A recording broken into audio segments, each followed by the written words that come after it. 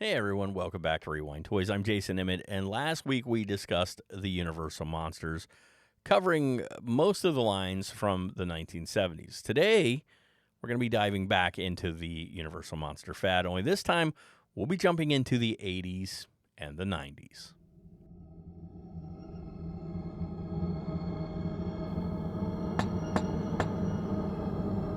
All right, so we won't be in the 80s for a really long time, but what we do discuss is well worth it, and we're going to start with a little company called Remco. So in 1980, Remco gave us these 9-inch versions of the Universal Monsters. They came from a sculpt by Ken Scheller, who often worked on Mego figures. There were 4 figures released. There was Frankie, Drac, Wolfman, and the Mummy, and they came packaged in a windowed box with amazing art, courtesy of artist Chronister.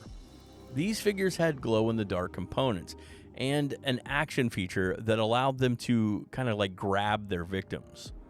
They had licensing rights from Universal Pictures, so each figure was molded after the classic design of the pre-code black and white movies. All that is except for Dracula. See, at the time, Dracula's likeness was dealing with like litigations between Universal Pictures and the Lugosi estate, so they had to change him. Now, in 1981, Phantom of the Opera and Creature from the Black Lagoon were added to the production line, but they were released in smaller production runs, making them harder to find. Now, Remco also made one of the coolest play sets of the 80s. Some would say arguably, but I would say not, because it's just really cool. This is the item that so many collectors are just on the lookout for. And I don't just mean Universal Monster collectors, I just mean toy collectors in general. And that playset is the Monsterizer. The Monsterizer was a Frankenstein-themed lab with creaking sound effects, flashing lights, and a hand-cranked lab table. Now, a lot of people think this was made for another figure line, and so I shall use this to segue into that Remco line, which was the Remco Mini Monsters, also from 1980. You see, most people, they think the Monsterizer was made for the Mini Monsters, but the truth is there was actually a mini version made for those figures. The Remco Mini Monsters are by far some of my favorite Universal Monster figures. We'll be talking about a similar line that I am lucky enough to own complete here in a few minutes, but the Remco Mini Monsters were actually 3 3/4 inch versions of the bigger monsters. They were fully licensed Universal Monsters, and they featured Dracula, the Mummy, Frankenstein's monster, Phantom of the Opera, Creature from the Black Lagoon, and the Wolfman. Now, originally, they were just standard figures, but Remco decided to start offering them with glow-in-the-dark hands and heads. Now, the glow-in-the-dark are the more rare version, so just be on the lookout. And they all came packaged on card backs, which featured each particular monster's face in all its stunning glory. Now, articulation for these was limited to neck, shoulders, and upper leg. Which sort of works for Frankenstein's monster, if you think about it, because, he doesn't move a whole lot. But honestly, I mean, who cares? The articulation, it didn't matter that much. These just looked great, and they're just amazing for display. There was also a carrying case available, the Mini Monster Play Case, which was a cardboard playset wrapped in vinyl, which was kind of a thing at the time. Had these little fun trap doors and stuff that looked like scenes from Frankenstein or the Mummy. It's just a really fun and cool carrying case. And it's one of those things, if you could kind of display it in back of the Mini Monsters, like it would just look amazing. Now, as I've said, the Remco Mini Monsters are some of my favorite Universal Monster figures. We're going to get to my favorite line here in a bit. But now we're going to jump to 1981, and that means the Remco Monsters at Home. Now, the Remco Monsters at Home were puppets. Yeah, puppets. Universal, they were monster puppets. I guess on the surface you might be like, what? But then you look at them and you just sort of totally get it.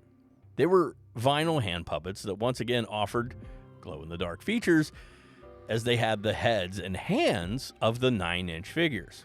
But what made these guys so awesome was their plastic display cases designed to fit their personalities. For example, Dracula had a coffin, the Mummy a sarcophagus, Creature came in a chained crate, and Frankie had an electrified cabinet. Those were the only 4 produced in the line, which is a bummer. And in 1982, Remco took a new direction, and alas, no more Universal Monsters from Remco. So our last jaunt in the 80s brings us to Imperial Toys, and this is 1986 with their classic movie monster line. Now, these were made of rigid PVC. Some might describe these guys as cheap or knockoffs, but I think they have their own kind of charm. There was Frankenstein's monster, Dracula, Wolfman, and Mummy.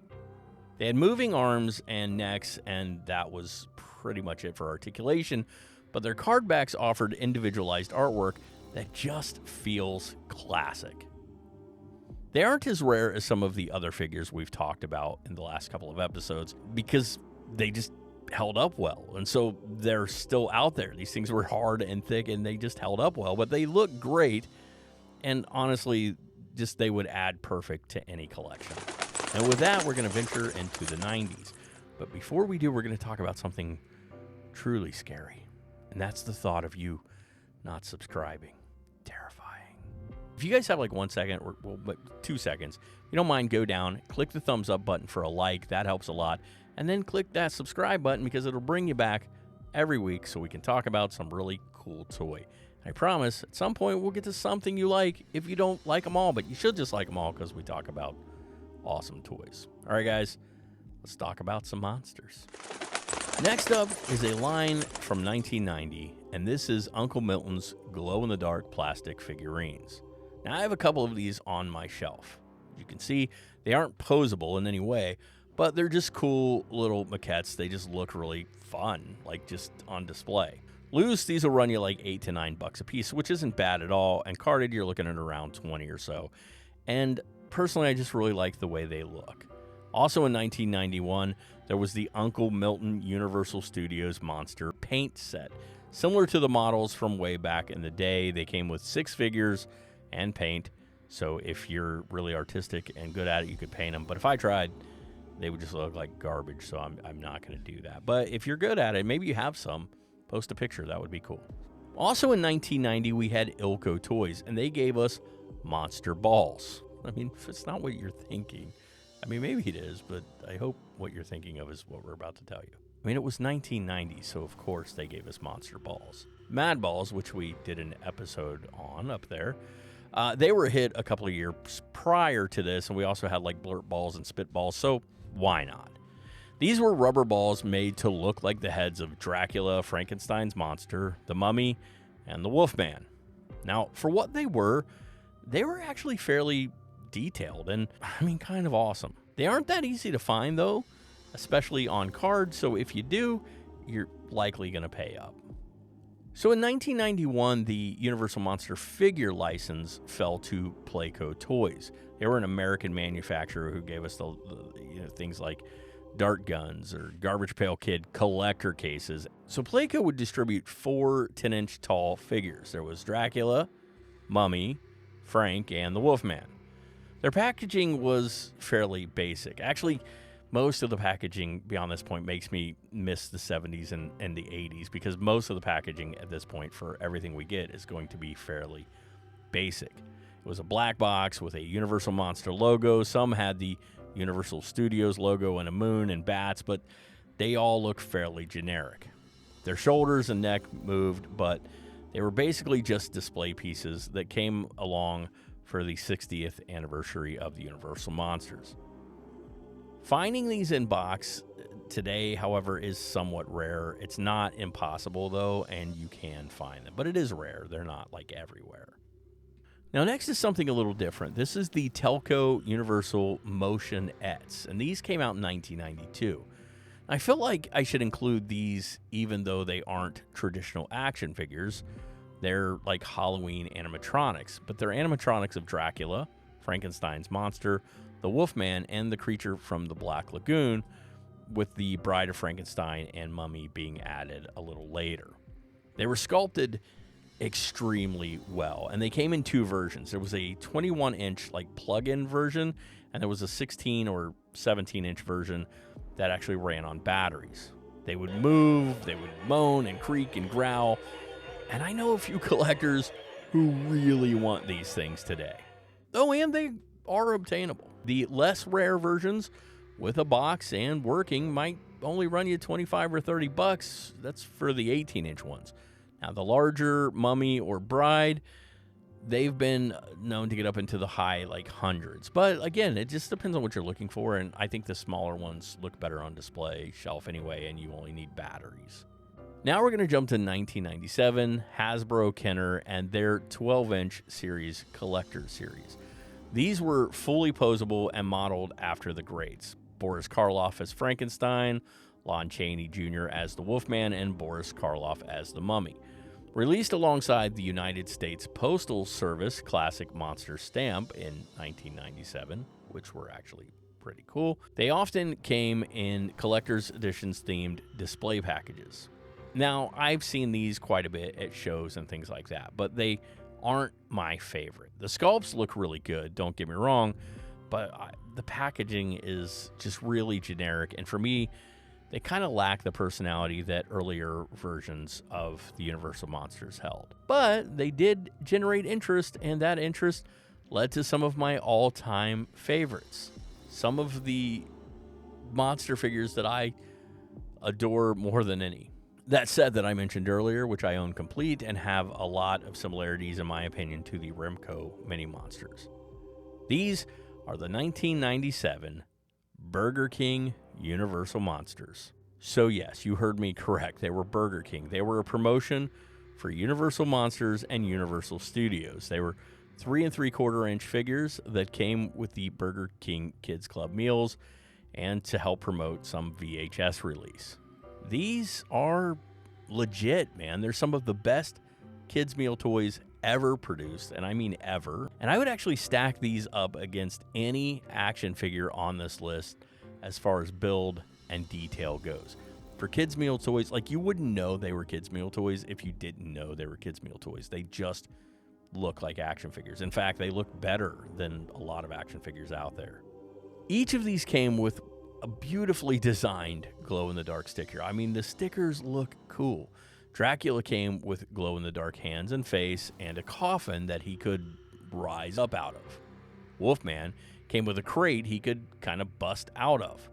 Creature, who just looks cool as hell, could be submerged in water and then could squirt water out of his mouth. And Frank, again, just look at that sculpt. He had a table that when you hit the button, his eyes would glow green.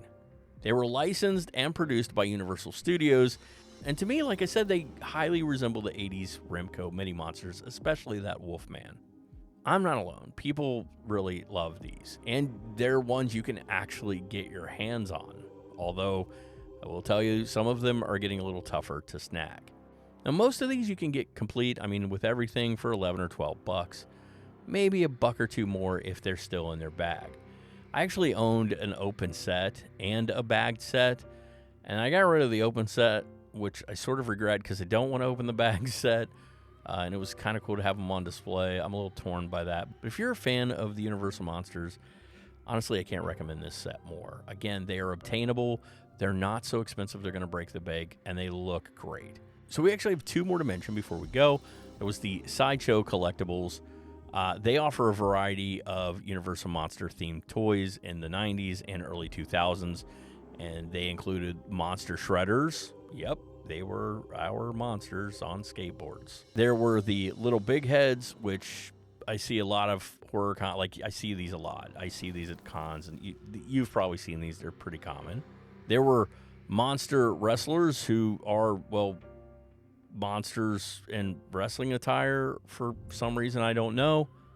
And there were the posers. Again, these were generic packaged, all the packaging kind of looks the same or similar, but the figures themselves are kind of badass. 24 inches, soft-bodied plush figures featuring posable wire armatures. And again, for certain people, these are what you want. They look really fun on display. And last but not least, I kind of felt like I needed to bring these up. I want to give a shout out to Monster Force. Monster Force was a short-lived cartoon, ran 13 episodes, and centers on a group of teens who use high-tech gear to battle monsters. And it gave a new take on the classics. In 1994, they released a series of 5-inch figures through Playmates, and since it was Playmates, I mean, to me, that's going to be high quality and good look. There were 7 figures, 5 good guys, 2 bad guys. They featured action features like spring-powered limbs. We had Dracula, we had Creature, we had Wolfman, Frankenstein's monster, and then there were just some generic dudes from the cartoon that, here's what they look like, but it's really the creatures that we're into. And honestly, Creature from the Black Lagoon looks really cool, in my opinion. I actually had the full Dracula on display for a while, but I didn't own any of the others, and it just kind of got to the point, like, do I want to collect these? I don't know. So I did sell them. Again, so it's one of those things, sometimes I regret it, sometimes I'm okay with it, because they do look really cool. Now, it was a limited run, but they're fairly affordable, loose and complete, with all their stuff, which can be a little tough because they had a cool base to sit on and multiple accessories. But you can find one for about $15. Carded, you're looking at about $30 to $40, depending on which one. Still, if you're into Universal Monsters, at least the main figures may be worth adding to your collection. Anyway, guys, there you have it.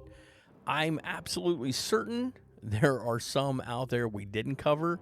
And if you had one you loved, something that we missed in either of these that you want to make people aware of, please go ahead and drop it in the comments. Would love to hear it. I appreciate having you guys here. I hope you come back next week. And remember, when it comes to collecting creepy monster toys, the hunt is still half the fun.